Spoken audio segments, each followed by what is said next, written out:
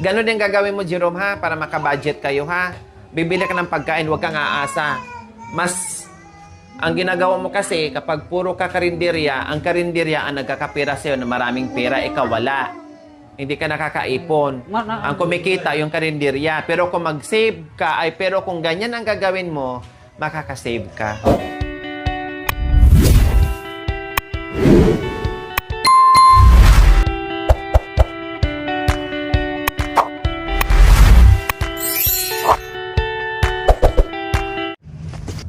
So, ayan po mga kabayan, nandito tayo muli kay Ate Princess and Kuya Jerome.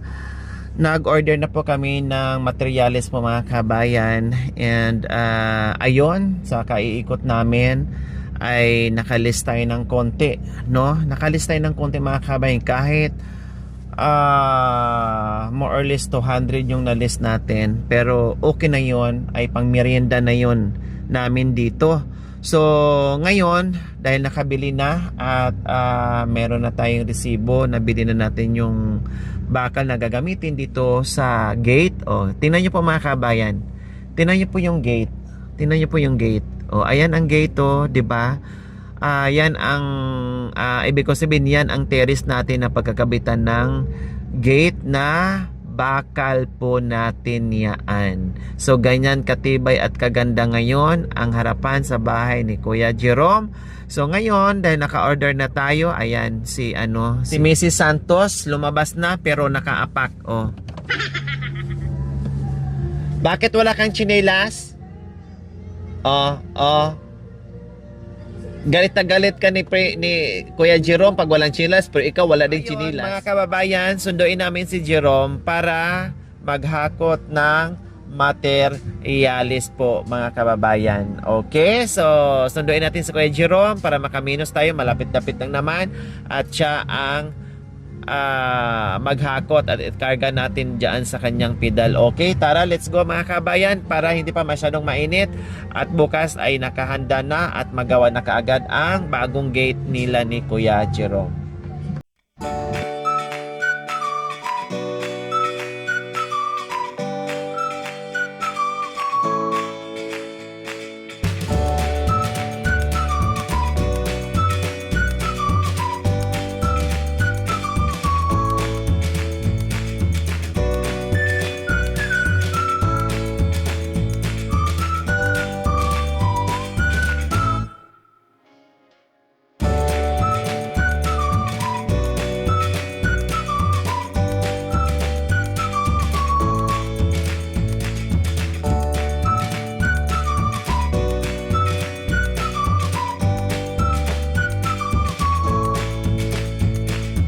Ngayon ay puntahan na po namin yung materyales, no, para ma-prepare na po namin ngayon buong maghapon po mga kabayan, para bukas ng maaga ay gagawin na, i-update na po natin yung gagawa dyan para magawa na po nila bukas, maumpisahan na kasi ang estimate po nila dyan matatapos ay abutin daw sila more or less 3 days kasi meron pang patuyuin, may ganito pang gagawin, etc. Sabi ko, okay, sige. Basta ang importante, mabili natin ang materyales at mahakot na at maumpisahan na po bukas. Kaya ayan, si Jerome na, hindi na kami nagtawag mga kabay ng kung sino-sino pa ang maghakot. Bawat hintapo ay tinitipid natin dahil marami pa tayong expenses na gagawin. Hindi pa natin alam. Kaya ang gagawin natin ay magtipid na magtipid para kita paano mga kabayan ay hindi tayo mabitin sa natin, sa gagawin natin, no? Dahil marami pang paggagastusan. Kaya ayan po mga kabayan, hindi naman po dito kalayuan yung hardware na pinagbilhan po natin, no? Sanay naman si Kuya Jerome mga kabayan, kung pwede nga lang dito ikarga sa sasakyan ay dito na namin kinarga, no? Kaya lang syempre hindi pwede at si Jerome talaga ang maghakot niyan. So nandyan na po banda sa unahan mga kabayan. Inunahan na natin si Jerome para ihanda yung bakal para ikarga na lang po mga kabayan pagdating.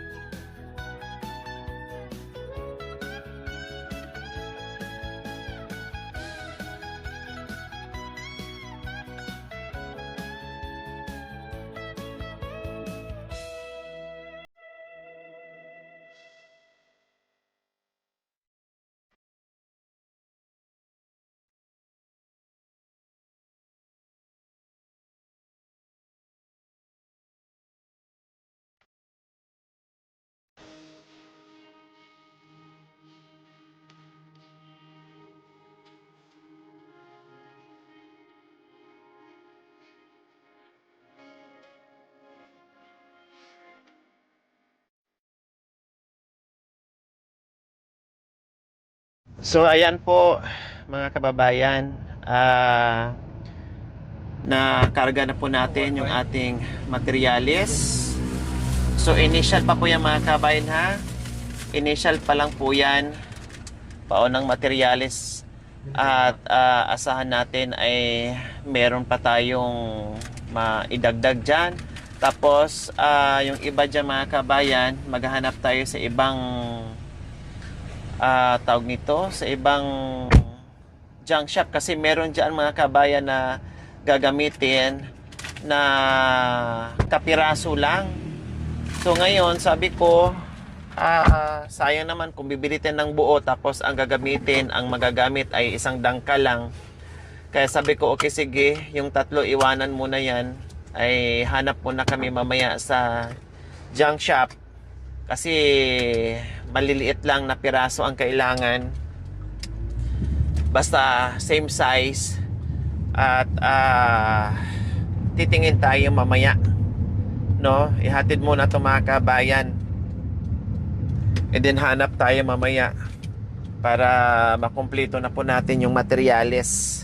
Order na lang po ulit kapag kapusin yan, kasi parang pang ano lang yan pang frame, no? At kunting pang harang-harang dyan sa ano mga kabayan, no? Hindi ko alam kung paano gagawin po yan mga kabayan. Basta tayo ngayon ay in order na lang natin yung mga kailangan ng ating karpintero para dyan sa gate. O di ba? Sabi ko po sa inyo mga kabayan ay hindi na kami nagtawag ng makargahan dyan kasi magbabayad na naman tayo, another charge na naman po.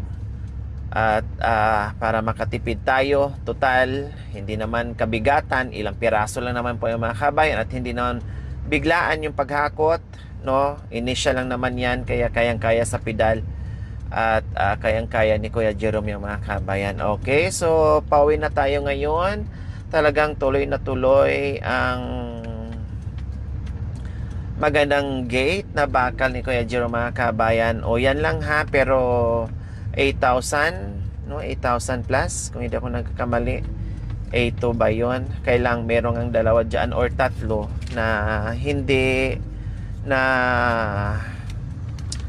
binili dahil hanapan muna namin sa junk shop. So kung hindi kami makahanap sa junk shop po mga kabayan, ay babalik talaga kami. Kaya magiging 8,000 plus po talaga yung materialis natin. Kaya nilist muna namin yung 3 dyan. Sabi ko, hanap muna kami. Kung hindi kami makahanap, balik dyan at bibilhin yung 3.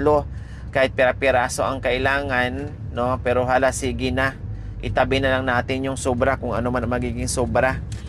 Kaya sa ngayon, ay nasa more or less 7,000 lang ang nabili natin. Pero kung idagdag yung 3, ay 8,000 plus. O ganyan lang mga kabayan, biro mo ganyan lang, no?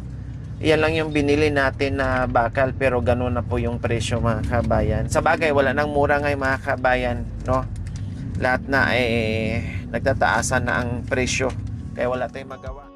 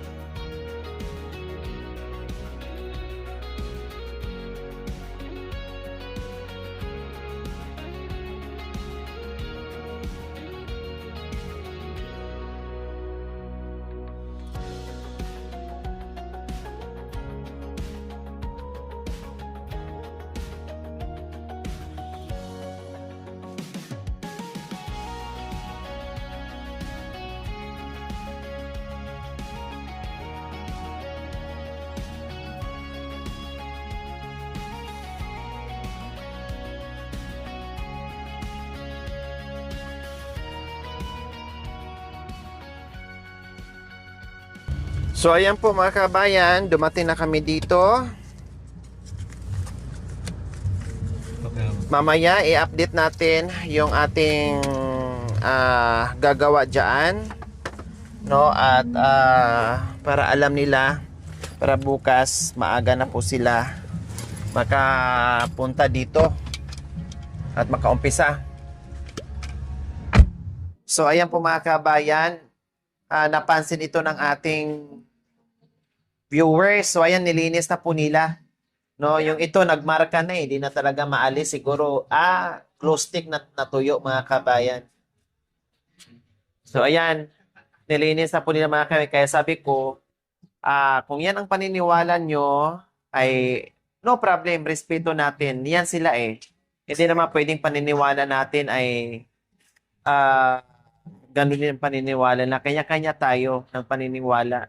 Respeto na ang bawat isa ang kailangan natin. Kaya napansin at ngayon nilinis nila at binilad siguro kay nandito.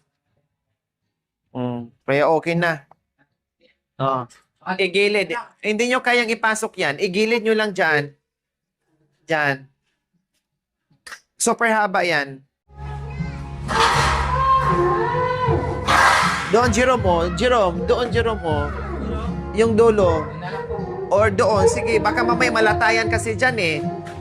Malatayan kasi ng mga dumadaan. Yung pedal mo, doon mo na lang ilagay mamaya. So, ayan, naglaba din si Ate Princess kasi sabi ko hapon bago ako umalis, Ate Princess, laban mo yung mga kumot, mga bedsheet, no? Kaya nilabhan ni Ate Princess pati yung mga Tulang na lang natin yung tube ng foam, hindi ko matanggal. Yung tubo ng foam, hindi ko matanggal. Sige, turuan din kita niyan. Tuturuan kita pag nagtanggal. Hindi mo matanggal. Sige, tuturuan kita niyan. So, naglaba si Ate Princess, kumot, mga bedsheet, mga pillowcases, ayan, at mga basahan.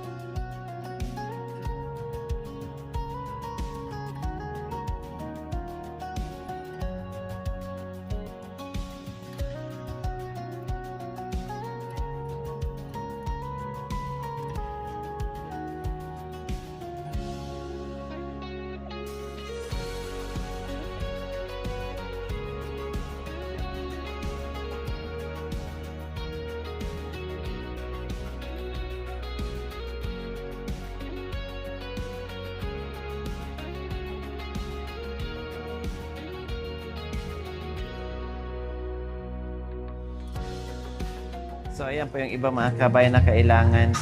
O, ilagay mo na doon. Para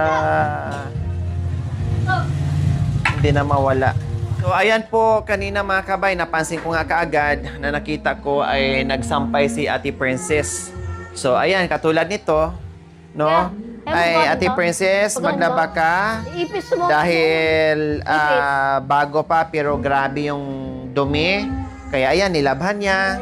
Tinanggalan niya ng foam, ng sapin, at nilabhan niya mga kabayan. Pati itong kutsyon nila. Ayan. Ito daw, hindi niya kayang tanggalin.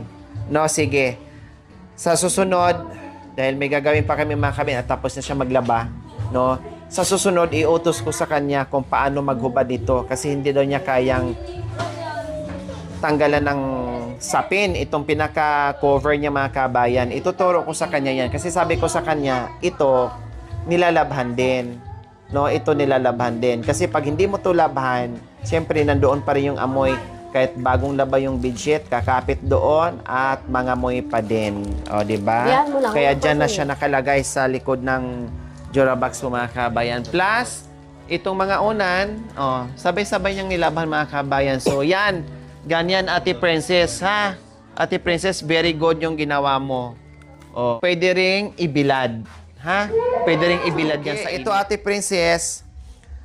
Galing yan sa ating mapagmahal na sponsor from Villamor, Pasay. Kunin mo. Wipes yan. Ha? Wipes yan. Halimbawa, no, lalo na kung nasa lakad ka, no, or may papasyalan kayo, magdala ka ng wipes, magdala ka, kailang ang laki pala ng ay, okay, malalaki kasi. Akala ko 2 malalaki lang, 4 pala yan. Pagkain nila, ano ba, pinapakain mo?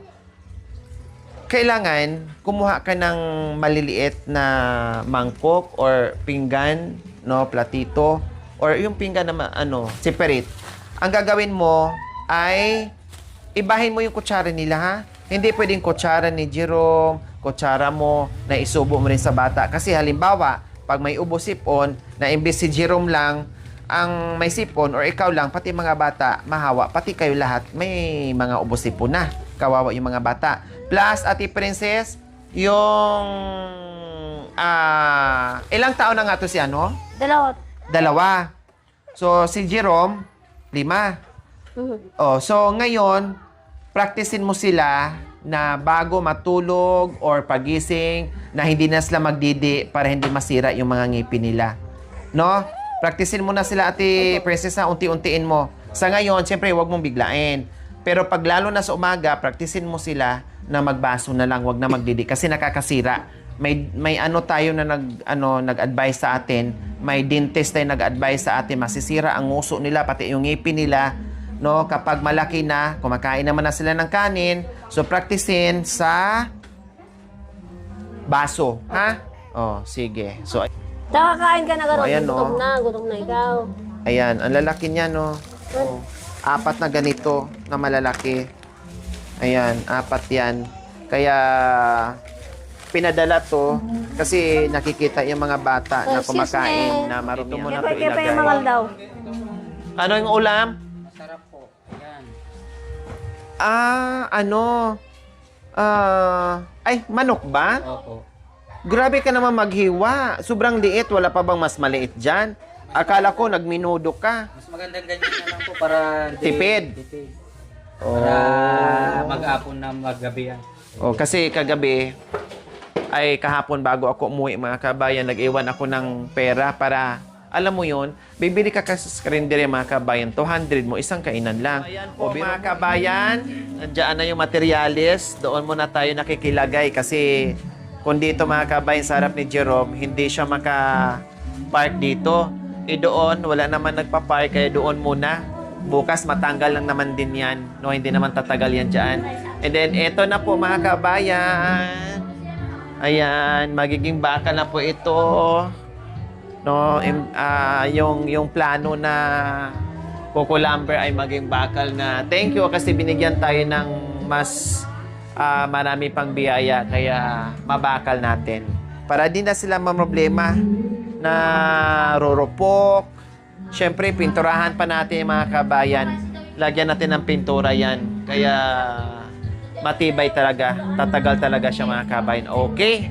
Ayos. Maraming salamat po muli sa ating mga mapagmahal na mga sponsors, subscribers, tuloy. At nakita nyo naman, ayan na po ang outcome ng ating terrace. No? Gate na lang po ang kulang dyan. Maraming salamat. We love you all. God bless us all. Bye. Mwah. Thank you for watching. Don't forget to like, share, and subscribe.